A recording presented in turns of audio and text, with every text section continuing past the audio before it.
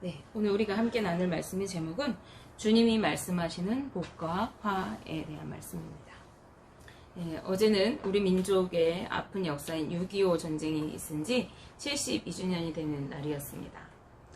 일제 식민 치하에서 해방이 된 지 약 5년 만에 전쟁이라는 아픔을 또다시 겪었던 우리나라는 세계에서 가장 못 사는 나라 중에 하나였습니다. 그런데 나라가 이렇게 아픈 역사를 치르고 또 민족이 절망에 빠져 있을 때마다 교회는 민족 운동을 일으켜서 나라를 세우는 데 앞장서고 또 계몽 찬송가를 만들어서 부르면서 절망과 시리에 빠진 백성들에게 우리 함께 힘을 합하여서 이 나라를 세워가자고, 이 땅에 하나님의 나라를 세워가보자고, 모두가 잘 사는 나라를 만들어 보자고 그렇게 앞장서서 계몽하고 또 성도들의 삶을 이끌었던 데 앞장섰던 역할을 했습니다. 이처럼 우리의 지난 역사 속에서 기독교가 가난한 이들을 돕고 소외되고 천대받던 이들을 세워주면서 또 무지한 자들의 의식을 깨우고 소망을 품게 하면서 오늘날까지 이르도록 이렇게 세계가 인정하는 잘 사는 나라로 이렇게 도약할 수 있도록 그렇게 교회가 앞장서고 또 하나님께서 이루어 가신 줄 믿습니다. 그런데 우리 역사뿐만 아니라 기독교 역사는 언제나 그렇게 세워져 갔던 것을 우리는 역사를 통해서 볼 수 있습니다. 가난한 자, 병든 자에게 복음이 전해지고 또 그들에게 치유와 회복의 역사, 구원의 역사가 일어났습니다. 지난 2000여 년의 역사 속에서 모진 핍박과 박해 속에 수많은 순교자들의 목숨을 잃었지만은 우리 기독교인들은 천국과 영생의 소망을 품고 인내하면서 끝까지 믿음을 잃지 않았던 것이 바로 기독교의 역사입니다. 오늘 우리가 읽은 본문 말씀도 힘든 상황 속에서 믿음을 지키는 사람들에게 천국의 소망을 품게 하는 메시지를 담고 있습니다. 누가복음은 본래 로마 제국 내에 살고 있는 이방 출신 기독교인들을 주된 그 독자층으로 염두에 두고 기록한 책입니다. 그 중에서 특히 오늘 본문은 마태복음 5장의 산상수훈 말씀과 유사한 본문으로 하나님 나라에 대해 소개하고 있는 말씀입니다. 즉 하나님의 나라는 당시 지배국이면서 힘과 권력에 의해서 유지되고 있는 세상적인 그런 나라, 강국이었던 로마 제국과는 다르다는 것을 말씀은 강조하고 있습니다. 누가 복을 받는 하나님의 나라 백성인가, 누가 화를 입을 자인가를 말씀하는데 그것을 이해를 돕기 위해서 복이 있는 자와 화를 당할 자를 이렇게 대비시켜서 말씀을 하고 있습니다. 가난한 자, 줄인 자, 그리고 우는 자, 인자로 말미암아서 미움을 받는 자는 복이 있는 자이고, 부유하고 배부른 자, 그리고 웃는 자, 그리고 지금 사람들에게 칭찬받기를 좋아하는 자는 화가 있는 자일 것이라고 이야기합니다. 세상 나라의 기준으로는 부유하고 지금 웃고 있을 수 있는 사람들로부터 칭찬을 듣고 배부르게 누리며 살아가는 자가 복받은 자일 것입니다. 사람들은 누구나 그런 복을 누리고 싶어 합니다. 그러나 말씀은 이미 그들이 이 세상의 것들로부터 보상을 받았다고 말씀합니다. 그들은 지금 부유하고 배부르고 웃을 수 있고 칭찬받는 것에 취해서 오히려 하나님 나라의 복을 거부할 가능성이 높습니다. 그러기에 누가는 그런 자들은 하나님의 심판을 받을 자들, 화 있을 자들이라고 말씀합니다. 오히려 그리스도에 대한 신앙 때문에 로마라고 하는 세상 제국에서 경제적으로 또 사회적으로 핍박을 받고 소외받는 그리스도인들을 향해서 복이 있는 자라고 성경은 말씀합니다. 가난하고 울며 줄이고 예수님 때문에 핍박과 미움과 소외를 받아야 하는 그들을 향해서 누가는 장차 주어질 복을 선언하면서 그들을 격려하고 있는 것입니다. 누가가 바라본 예수님은 소외되고 비천한 자들을 위해서 인자로 오신 분이었습니다. 예수 그리스도가 그런 분이심을 강조하기 위해서 누가는 사회적으로 그리고 종교적으로 천대받던 사람들에게 관심을 기울이고 그들을 격려하는 것입니다. 그런가 하면 진정한 하나님의 나라의 시민들은 세상에 속한 로마 제국의 시민들과는 다른 그러한 차원의 윤리의식을 가지고 살아가야 함을 또 이 말씀을 통해서 강조하고 있는 것입니다. 본문에서 예수님은 이 말씀을 제자들을 향해 하셨습니다. 누가복음 6장 20절 앞부분 말씀에 예수께서 눈을 들어 제자들을 보시고 이르시되 라고 말씀합니다. 여기서 제자는 꼭 예수님의 12제자만을 의미하는 것이 아닙니다. 주님을 믿고 따르던 제자들, 그 누구일 수도 있습니다. 그러한 제자들에게 예수님은 이적을 바라고 나오는 무리들이 아니라 예수님을 정말 따르고 예수님의 복음을 위해서 살아가야 할 예수님을 믿는 그 제자들을 향해서 하나님 나라를 소유한 천국 백성으로서 너희가 세상 사람들이 추구하는 복이 아니라 진정한 복이 무엇인지를 바로 알고 그것을 위해 살아가라고 하시는 것입니다. 주님의 제자들인 그들은 가난하고 줄이고 울며 탄식하는 삶을 살아갈 것입니다. 그들이 예수 그리스도를 증거하는 삶을 살아갈 때 세상 사람들이 그들이 전하는 복음 때문에 이 제자들을 미워하고 욕하고 멀리하며 악하다고 할 것이기 때문입니다.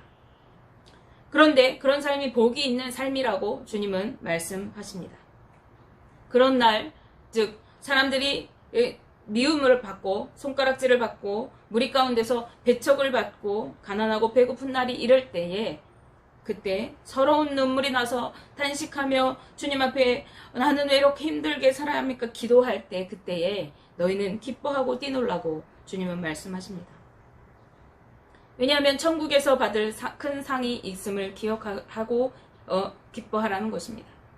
이 땅에서의 일시적인 영광과 부귀영화보다는 다가올 하나님의 영광을 위해 힘쓰는 사람들에게 영원한 기쁨과 영광으로 갚아주실 것을 주님은 약속하시는 것입니다.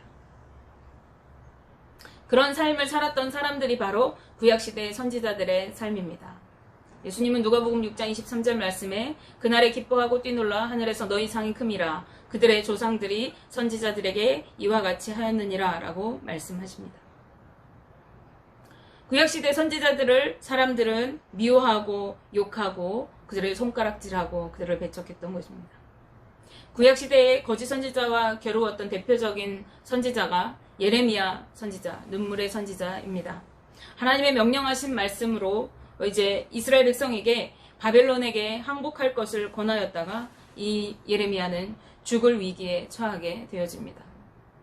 예레미야 26장 8절에서 9절 말씀에 예레미야가 여호와께서 명령하신 말씀을 모든 백성에게 전하기를 마침에 제사장들과 선지자들과 모든 백성이 그를 붙잡고 이르되 내가 반드시 죽어야 하리라. 어찌하여 내가 여호와의 이름을 의지하고 예언하여 이르기를 이 성전이 실로같이 되겠고 이 성이 황폐하여 주민이 없으리라 하느냐 하며 그 모든 백성이 여호와의 성전에서 예레미야를 향하여 모여드니라 라고 말씀합니다.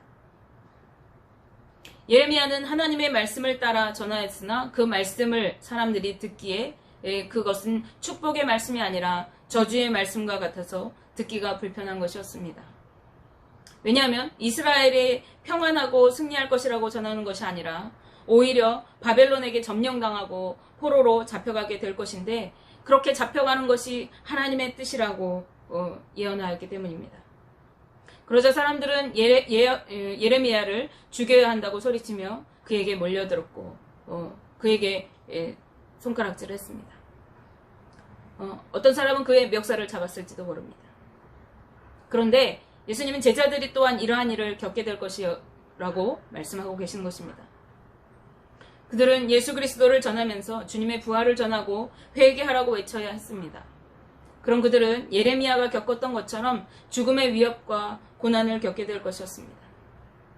신약시대의 대표적인 전도자 바울은 복음을 전하면서 여러 가지 환난과 어려움과 배고픔과 죽음의 위기를 수없이 겪어야 했던 사람이었습니다. 그는 빌립보서 1장 24절 말씀에서 이렇게 고백합니다. 나는 이제 너희를 위하여 받는 괴로움을 기뻐하고 그리스도의 남은 고난을 그의 몸된 교회를 위하여 내 육체에 채우노라. 아멘. 그는 복음을 위해 겪는 여러 괴로움들을 기쁜 마음으로 감당하며 예수님의 말씀대로 하늘의 상급과 천국을 소망하며 살았던 사람이었습니다. 예수님은 이러한 삶을 사는 자가 진정한 복을 누리는 자, 하나님 나라에 합당한 자라고 하시는 것입니다. 그러나 반대로 주님의 심판을 받을 자, 화를 당하게 될 자들이 있습니다. 이들은 이 땅에서 하나님의 뜻을 따라 살아가지 않고 자신의 명성과 이익만을 추구하며 부유하고 배부른 삶을 따라 살아가는 사람들입니다. 웃고 즐기며 사람들에게 칭찬 듣기를 좋아하는 자라고 하십니다. 이들은 하나님의 말씀을 따르는 대신에 사람들이 듣기 좋은 말을 하기 좋아하고 사람들에게 인정받고 대접받는 것을 즐기는 자들입니다. 예레미야를 죽여야 한다고 몰려왔던 사람들 중에는 제사장들과 선지자들이 있었습니다. 그들이 어떤 사람들입니까? 그들은 하나님의 일을 한다고 하는 사람들입니다.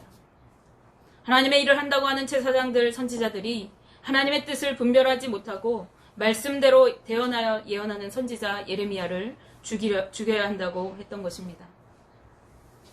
예레미야와 겨루어서 대항했던 대표적인 거짓 선지자 하나냐는 예레미야와는 달리 여호와의 이름으로 이스라엘을 점령하는 대신에 바벨론이 오히려 멸망할 것이고 이스라엘은 평안할 것이라고 백성들에게 예언하였습니다. 그는 사람들이 듣기에 좋은 말로 이스라엘이 잘 살 것이라고 예언하였지만은 하나님의 심판으로 죽임을 당하고 말았습니다. 예레미야 28장 16절 17절 말씀에 그러므로 여호와께서 이와 같이 말씀하시되 내가 너를 지면에서 제하리니 내가 여호와께 패역한 말을 하였음이라 내가 금년에 죽으리라 하셨느니라 하더니 선지자 하나냐가 그의 7째 달에 죽었더라. 아멘. 주님은 제자들에게 복을 말씀하신 것과 같이 화해에 대해서도 엄중하게 말씀하십니다.